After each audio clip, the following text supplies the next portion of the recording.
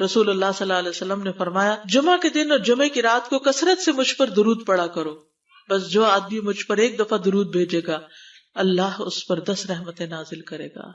اللہم صلی علی محمد۔ رسول اللہ صلی اللہ علیہ وسلم نے فرمایا تمہارے افضل دنوں میں سے جمعے کا دن ہے، اسی دن آدم علیہ السلام پیدا کیے گئے، اسی دن ان کی روح قبض کی گئی، اسی دن سور پھونکا جائے گا، اور اس دن سب لوگ بے ہوش ہوں گے، اس لیے اس دن مجھ پر کثرت سے درود بھیجا کرو کیونکہ تمہارا درود مجھ پر پیش کیا جاتا ہے۔ کہتے ہیں لوگوں نے پوچھا یا رسول اللہ ہمارا درود آپ پر کس طرح پیش کیا جائے گا جبکہ آپ کا جسم بوسیدہ ہو چکا ہوگا؟ تو آپ نے فرمایا بے شک اللہ عز و جل نے انبیاء کے جسموں کو زمین پر حرام کر دیا ہے، یعنی فرشتوں کے ذریعے آپ تک درود پہنچایا جاتا ہے۔ انبیاء کے جسموں کو مٹی نہیں کھاتی، صحیح سلامت ہوتے ہیں ان کے جسم۔ سورۃ الکہف پڑھنا، نبی صلی اللہ علیہ وسلم نے فرمایا جو شخص جمعہ کے دن سورۃ الکہف پڑھتا ہے تو اس کے لیے دوسرے جمعے تک نور روشن رہتا ہے۔ غسل کرنا، ہر بالغ پر جمعہ کے لیے جانا ضروری ہے، اور ہر وہ شخص جس پر جمعہ کے لیے جانا ضروری ہے اس پر غسل ہے، یعنی اس کو لازمی غسل کرنا چاہیے، اللہ یہ کہ کوئی مجبوری ہو۔ تو آپ اپنا اسکیجول اس طرح بنائیں نا کہ جیسے اگر آپ ہر روز نہاتے ہیں پھر تو کوئی مسئلہ نہیں، لیکن اگر آپ ایک دن چھوڑ کے ایک دن نہاتے ہیں تو آپ پھر اس طرح اسکیجول کریں کہ جیسے آپ منڈے کو نہائے، پھر وینسڈے کو نہائے، پھر جمعے کو نہائے، پھر آپ سیٹرڈے سنڈے اگر نہیں بھی نہاتے پھر منڈے، تو اس طرح آپ جمعے کو مس نہیں کریں گے۔ یہ نہیں کہ جمعرات کو نہا کے جمعہ کو چھوڑ دیا یا جمعہ چھوڑ کے ہفتے کو نہائے، ایسا نہیں کرنا چاہیے۔ علماء نے غسل کے حکم کے بارے میں اختلاف کیا، بعض تو کہتے ہیں یہ واجب ہے، یعنی فرض کے درجے میں ہے، اور جمہور علماء یہ کہتے ہیں کہ مستحب ہے، پسندیدہ ہے، افضل عمل ہے۔ حدیث میں آتا ہے جس نے جمعے کے دن وضو کیا اس نے اچھا کیا، اور جس نے غسل کیا تو یہ افضل ہے۔ صفائی میں مبالغہ ہوتی نا، ویکلی صفائی آپ کو کرنی ہوتی ہے، یعنی جیسے ناخن وغیرہ کاٹتے ہیں یا پھر اپنے زائد بال وغیرہ اتارتے ہیں، تو یہ سب چیزیں اگر جمعے کے دن ہو تو زیادہ بہتر ہے۔ نبی صلی اللہ علیہ وسلم نے فرمایا جو شخص جمعے کے دن اچھی طرح غسل کرے، اچھی طرح سنوار کر وضو کرے، اپنے بہترین لباس میں سے پہنے، یعنی جمعے کے دن باقی دنوں کی نسبت اچھا لباس پہنے، اللہ نے اس کی قسمت میں گھر والوں کی جو خوشبو لکھی ہو وہ لگا لے، یعنی گھر میں جو بھی خوشبو ہے، پھر جمعہ پڑھنے آئے تو لغو کام نہ کرے، 2 آدمیوں کے درمیان جدائی نہ کرے، یعنی 2 لوگ بیٹھے ان کے بیچ میں گھس کے بیٹھ جائے۔ اس جمعے اور دوسرے جمعے کے درمیان کے پورے ہفتے کے گناہ معاف کر دیے جاتے ہیں۔ پھر مسواک کرنا، جمعے کی سنتیں بتاتے ہوئے آپ نے فرمایا اور تم پر مسواک کرنا لازم ہے۔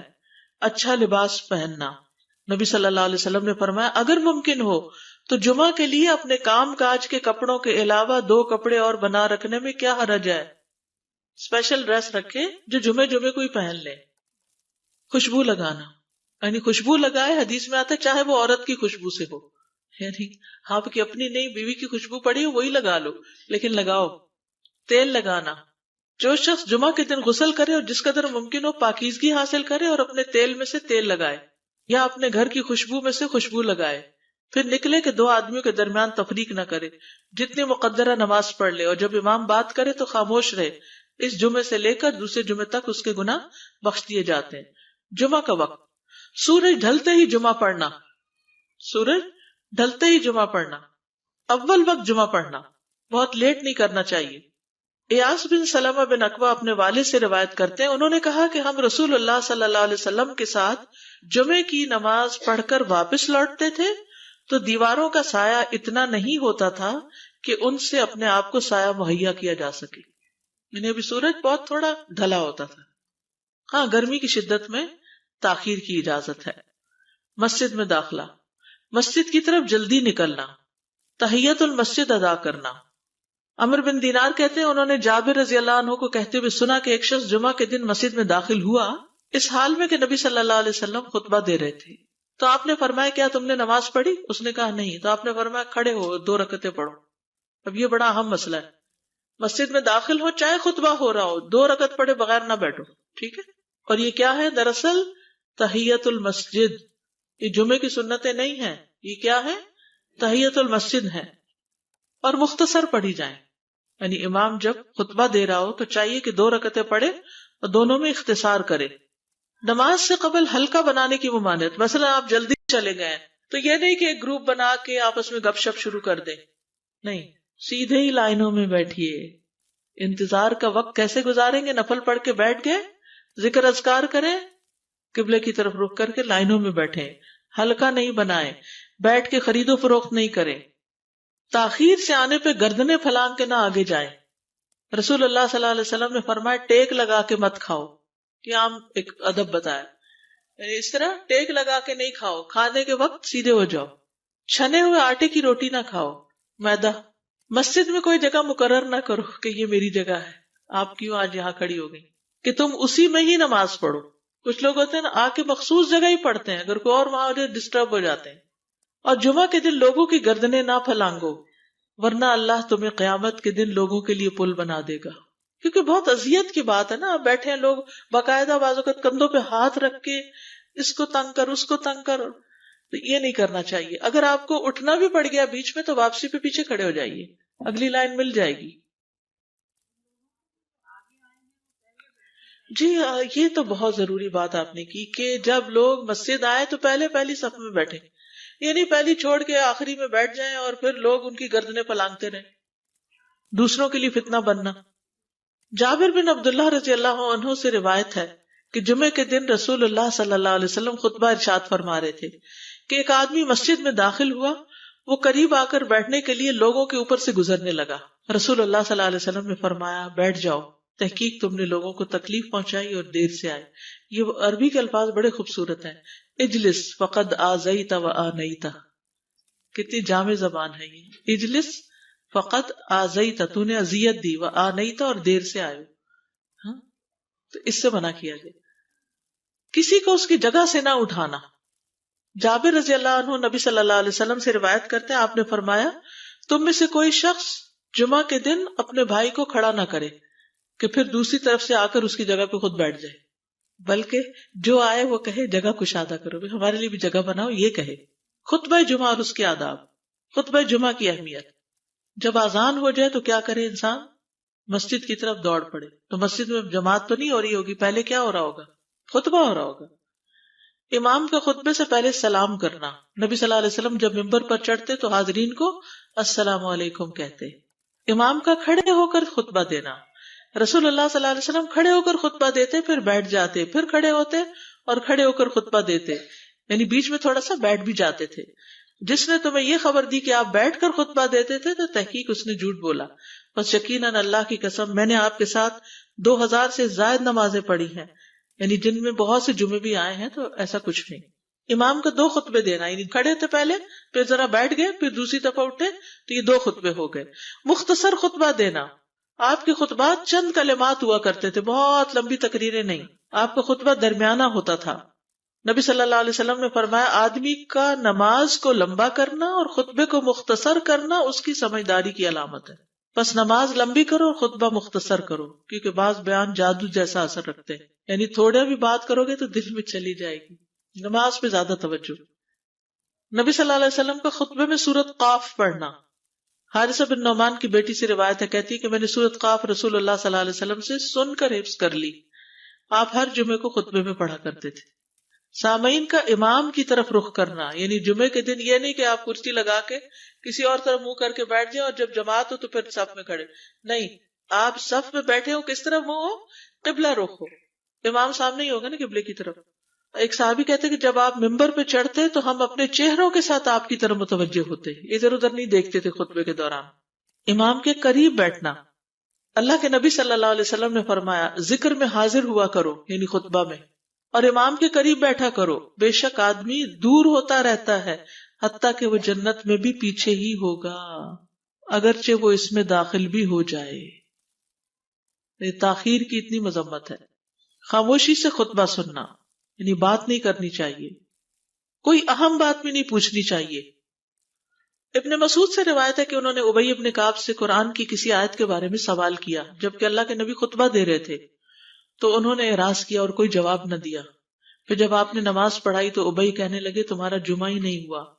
تو ابن مسعود نے رسول اللہ صلی اللہ علیہ وسلم سے پوچھا تو آپ نے فرمایا ابی نے سچ کہا، کوئی بات کرنے کی اجازت نہیں، یہ کہنے کی بھی کہ چپ ہو جاؤ یہ بھی اجازت نہیں۔ عبداللہ بن مسعود کہتے کہ جب امام جمعہ کے لیے آ گیا پھر تمہارا اپنے ساتھی سے یہ کہنا کہ خاموش رہو لغویت کے لیے کافی ہے، یہ بھی لغو بات ہے۔ کوئی لغو حرکت نہ کرنا، کنکریوں سے نہ کھیلنا، فون سے نہیں کھیلنا، میسجز چیک نہیں کرنا، انگلیوں میں انگلیاں ڈال کے پٹاخے نہیں بجانا، گوٹ مار کے نہیں بیٹھنا. گوٹ مار کے کیسے بیٹھتے ہیں؟ گھٹنے اوپر کر کے اور یوں ایسے گھٹنوں کے گرد ہاتھ ڈال کے. کئی دفعہ ایسے نظر آتا ہے کہ خطبے میں لوگ اس طرح بیٹھے ہوتے ہیں کیونکہ پتہ نہیں ہے. یعنی آپ چوکڑی مار سکتے ہیں. آپ سب سے افضل پوزیشن تو یہ ہے کہ جیسے نماز کے اتحیات میں ہم بیٹھتے ہیں، لیکن کچھ لوگ اس طرح بیٹھ نہیں سکتے، چلے کرسی میں بیٹھ جائیں. اگر کرسی نہیں ہے، نیچے بیٹھے ہیں تو چوکڑی مار کے بیٹھ جائیں، مگر ٹانگیں اس طرح پیٹ کے ساتھ لگا کے گھٹنوں پہ ہاتھ کو بل دے کے اس طرح نہیں بیٹھے. اگر مجبوری ہے تو وہ اور بات ہے، لیکن یہ کہ بلا وجہ نہیں کرنا چاہیے کیونکہ ادب کے خلاف ہے. اونگ آنے پر جگہ بدلنا. نبی صلی اللہ علیہ وسلم نے فرمایا اگر جمعہ کے دن کسی کو مسجد میں اونگ آنے لگے تو اپنی اس جگہ کو دوسری جگہ سے بدل لے. کہ بعض اوقات ایسا ہوتا ہے نا، خطبے کے وقت بڑی سکینت ہوتی ہے اور آخری خطبہ تو آپ نیند میں ہی سنتے ہیں. نماز جمعہ کی رکعت 2 رکعت ہے فرض بس. جمعہ کی نماز 2 رکعتیں ہیں اور ان دونوں میں قرات ہوتی ہے. نبی صلی اللہ علیہ وسلم جمعے میں سبح اسم ربک الاعلی اور حل اتاک حدیث الغاشیہ پڑھتے. کبھی جمعہ اور عید کٹھے ہو جاتے تب بھی دونوں نمازوں میں یہی سورت پڑھتے تھے. ٹھیک ہے. اسی طرح صبح کی نماز میں جمعے کے دن الف لام میم التنزیل اور حل اتی علی الانسان کی قرات کرتے اور نماز جمعہ میں سورۃ الجمعہ اور منافقین کی تلاوت کرتے. یعنی یہ بھی ملتا ہے. فرض کے بعد 2 رکعت پڑھنا. عبداللہ بن عمر سے روایت ہے انہوں نے رسول اللہ صلی اللہ علیہ وسلم کی نفل نماز کو بیان کیا اور کہا کہ آپ جمعے کے بعد کوئی نفل نماز نہیں پڑھتے تھے حتیٰ کہ واپس تشریف لے جاتے پھر اپنے گھر میں 2 رکعت پڑھتے تھے. اب جو لوگ گھر نہیں جاتے تو پھر وہیں پر وہ پڑھ لیتے ہیں، ورنہ آپ صلی اللہ علیہ وسلم اپنی سنتیں وغیرہ گھر میں پڑھتے تھے. اور اسی طرح 4 بھی پڑھی جا سکتی، 2 بھی ہیں 4 بھی ہیں. آپ صلی اللہ علیہ وسلم نے فرمایا جب تم میں سے کوئی جمعہ پڑھ چکے تو اس کے بعد 4 رکعتیں پڑھے. یہ آپ کا حکم ہے. تو جب آپ کا 2 چیزیں ہوتی ہیں سمجھنے کے لیے، ایک آپ کا فعل ہوتا ہے اور ایک آپ کا حکم ہوتا ہے. تو ہمارے لیے کیا ہے؟ جو آپ کا حکم ہو. جمعے کے بعد کوئی اور نماز پڑھنے سے پہلے گفتگو کرنا، یعنی سنت پڑھنے سے پہلے گفتگو کرنا. اسما بن مالک سے مرفوعاً روایت ہے کہ جب تم میں سے کوئی آدمی جمعہ کی نماز پڑھے تو اس کے بعد اس وقت تک کوئی نماز ادا نہ کرے جب تک کسی سے کلام نہ کرے یا اس جگہ سے نکل نہ جائے. پہلے منع تھا، اب کوئی نہ کوئی بات کر لینی چاہیے. نہیں سمجھ آئی؟ یعنی جمعہ پڑھ لیا آپ نے اور پھر کسی سے آپ سلام دعا کر لیں، اس کے بعد سنت پڑھیں یا نفل جو بھی. ٹھیک ہے. اور گھر جانا ہے تو گھر جا کے پڑھیں، اور اگر گھر نہیں جانا، کام پہ جانا ہے تو ادھر ہی پڑھ کے چلے جائیں. کتنا پیارا ہے ہمارا دین کہ اتنا لمبا بھی چپ کا روزہ نہیں رکھوایا. بالکل. عاصم سے روایت ہے، وہ ابو قلابہ سے نقل کرتے ہیں، میں نے ان کے ساتھ جمعہ کی نماز پڑھی. جب میں نے اپنی نماز پوری کر لی انہوں نے میرے ہاتھ کو پکڑا اور میری جگہ پر کھڑے ہوئے اور مجھے اپنی جگہ پہ کھڑا کیا. وہ جو ہم چینج کرتے ہیں نا جگہ، وہ اس کی بات ہو رہی ہے. یعنی جمعے کے بعد کوئی اور نماز پڑھنے سے پہلے بات بھی کر لینا، جگہ بھی تبدیل کرنا. لیکن اگر کچھ لوگ پہلے سے ہی آپ کی سنتیں شروع کر چکے اور کوئی چینج کرنے والا نہیں تو پھر پڑھ لیجئے. یعنی یہ مستحب اعمال ہے، ان میں ایسا نہیں کہ کوئی گناہ لازم ہو جائے گا، لیکن افضل یہ ہے، افضل سے اجر زیادہ ہو جاتا ہے. جمعہ کے دیگر احکام. 1 رکعت پانے پر بھی جمعہ ادا ہو جاتا ہے. یعنی اگر کسی کو رش مل گیا، پارکنگ نہیں ملی اور 1 رکعت میں بھی پہنچ گیا تو جمعہ ہو گیا. امام سے دعا کا کہنا. انس کہتے ہیں کہ ایک سال نبی صلی اللہ علیہ وسلم کے عہد میں لوگ قحط میں مبتلا ہوئے. جمعہ کے دن میں نبی صلی اللہ علیہ وسلم کے خطبہ پڑھنے کے دوران میں ایک اعرابی کھڑا ہو گیا. کہا یا رسول اللہ، مال تباہ ہو گئے، بچے بھوکے مرنے لگے، اس لیے آپ اللہ سے ہمارے حق میں دعا کیجیے. آپ نے اپنے دونوں ہاتھ اٹھائے. اس وقت آسمان پر بادل کا ایک ٹکڑا بھی نہیں تھا. قسم ہے اس ذات کی جس کے ہاتھ میں میری جان، آپ نے ہاتھ اٹھائے بھی نہیں تھے کہ پہاڑوں کی طرح بادل کے بڑے بڑے ٹکڑے امڑ آئے. یہ معجزہ ہے آپ کا، آپ کی دعا قبول ہو گئی. پھر آپ ممبر سے ابھی اترے نہیں تھے کہ میں نے آپ کی داڑھی پر بارش کے قطروں کو ٹپکتے ہوئے دیکھا. اس دن خوب بارش ہوئی.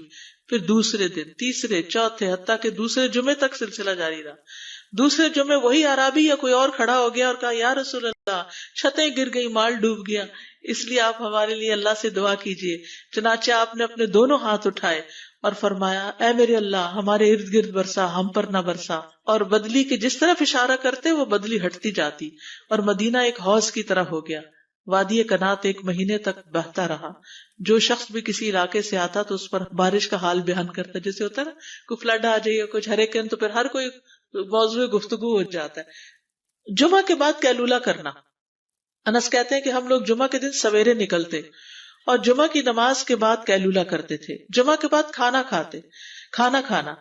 سہل کہتے ہیں کہ ہم نہ تو قیلولہ کرتے نہ دوپہر کا کھانا کھاتے مگر جمعے کے بعد. لنچ کب ہے؟ جمعے کے بعد.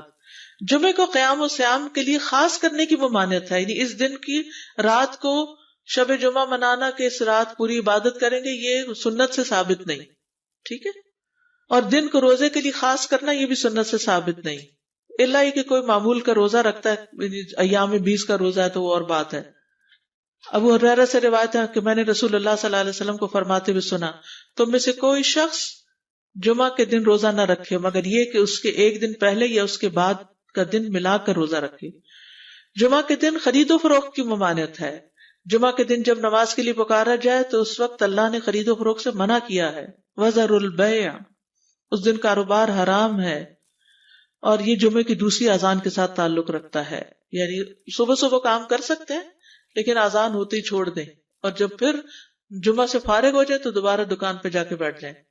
جابر بن عبداللہ کہتے ہیں کہ نبی صلی اللہ علیہ وسلم جمعہ کے دن خطبہ ارشاد فرما رہے تھے کہ مدینہ میں ایک تجارتی قافلہ آیا.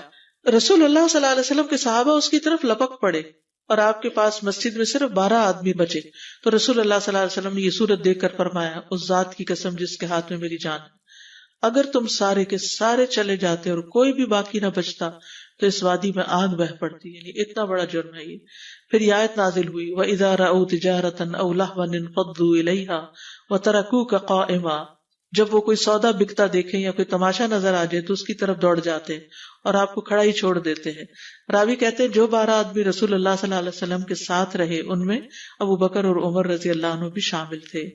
جمعے کے دن قبولیت کی گھڑی ہوتی ہے، اس وقت اللہ سے بھلائی مانگنی چاہیے. رسول اللہ صلی اللہ علیہ وسلم نے فرمایا، جمعے کے دن میں ایک گھڑی ایسی ہے کہ کوئی مسلمان اللہ سے کسی خیر کا سوال کرتے ہوئے اس کی موافقت نہیں کرتا مگر اللہ اسے وہی خیر عطا کر دیتا ہے. فرمایا یہ ایک چھوٹی سی گھڑی تھوڑی دیر کے لیے ہوتی ہے اور یہ ہر جمعے کو ہوتی ہے. ٹھیک ہے. اور خصوصاً نماز میں بھی اگر کوئی دعا کر رہا ہوتا ہے نا انسان تو وہ بھی قبول ہو جاتی ہے. نماز میں دعا کہاں ہوتی ہے؟ شروع میں ہوتی ہے، رکوع میں ہوتی ہے، سجدے میں ہوتی ہے، تشہد میں ہوتی ہے. تو اگر یعنی جمعہ پڑھ رہے ہیں اور بیچ میں دعائیں آ گئی ہیں تو ہو سکتا ہے وہی گھڑی آ گئی ہو اور آپ کی دعا قبول ہو جائے. اور یہ تورات میں بھی اس کا ذکر تھا. ابو ہریرہ رضی اللہ عنہ کہتے ہیں کہ رسول اللہ صلی اللہ علیہ وسلم نے فرمایا، بہترین دن جس میں سورج طلوع ہوتا ہے جمعہ کا دن ہے. اس دن میں ایک گھڑی ایسی ہے کہ نماز کی حالت میں اگر کوئی مسلمان بندہ اللہ عز و جل سے کچھ طلب کرے تو وہ اس کو ضرور دیتا ہے.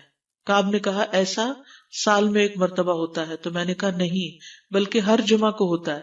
کہتے ہیں پھر کعب نے تورات پڑھی تو کہا نبی صلی اللہ علیہ وسلم نے سچ فرمایا. ابو ہریرہ رضی اللہ عنہ کہتے ہیں کہ میں بعد میں عبداللہ بن سلام سے ملا اور ان سے اپنی اور کعب کی مجلس کا بتایا تو عبداللہ بن سلام رضی اللہ عنہ نے کہا میں جانتا ہوں وہ گھڑی کب آتی ہے. ابو ہریرہ نے کہا مجھے بھی بتائیے. انہوں نے کہا وہ جمعہ کے دن میں آخری گھڑی ہے. میں نے کہا یہ جمعے کے دن کی آخری گھڑی کیسے ہو سکتی ہے؟ حالانکہ رسول اللہ صلی اللہ علیہ وسلم نے فرمایا جو مسلمان بندہ اس کو نماز پڑھتے ہوئے پائے. اس وقت میں کوئی نماز نہیں پڑھی جاتی. تو عبداللہ بن سلام نے کہا کیا رسول اللہ صلی اللہ علیہ وسلم نے یہ نہیں فرمایا جو شخص نماز کے انتظار میں بیٹھا رہے وہ گویا نماز ہی کی حالت میں ہے حتیٰ کہ نماز پڑھ لے؟ کہتے ہیں میں نے کہا ہاں. تو انہوں نے کہا بس یہی ہے، یعنی اس وقت کیا کرنا چاہیے؟ آخری گھڑی میں وضو وغیرہ کر کے مغرب کی نماز کے انتظار میں بیٹھ کے دعائیں کریں، اذان ہو تو نماز پڑھ لیں.